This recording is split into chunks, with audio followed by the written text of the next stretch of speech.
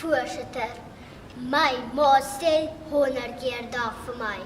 Mijan, sit stil. Mijan, staan stil. Moenie se vertel nie. My ouma sê altyd, wild, willer, Mijan. My oupa sê, daar's rooi mure in 'n briek, Mijan. Kinders moet stil sit in die kerk, in die skool en Mariahuis. As ek hardloop en spring, is iemand te mare. Ek is altyd in die moeilikheid. Ek kan nie verstaan hoekom nie.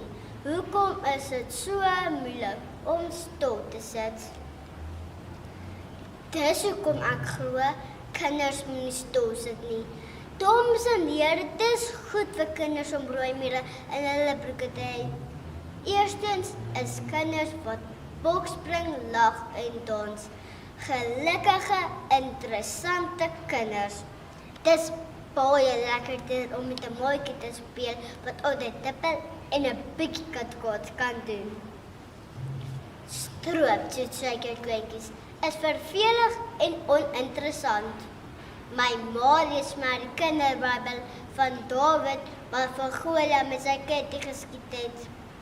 Klink vir my Dawid was 'n besige bytjie en waar hy was daar baie boutjies met blou kole. Wat 'n lekker maatjie. Willige kinders is gewilde kinders.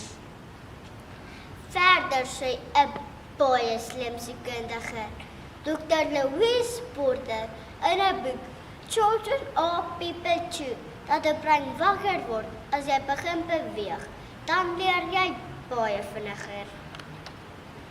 Dis seker hoekom Tannie se les van my kleuterskool by Booniebos al ons versies en liedjies met bewegings geleer het. Mamma se Finlandse skole is van die beste skole in die wêreld. Daar moet kinders elke 15 minute beweeg. Daar staan skole wat kinders laat staan en werk.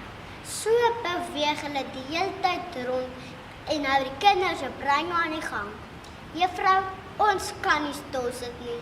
Moet asseblief ons stert op die stoele vasplak nie. Laastens ontwikkel 'n kind se spiere as hy beweeg. My ma is gedurig op haar senuwees as ek my bome swou of aan takke swaai. As ek dans so split as 'n steefjie kyk, is my sussie knorrig.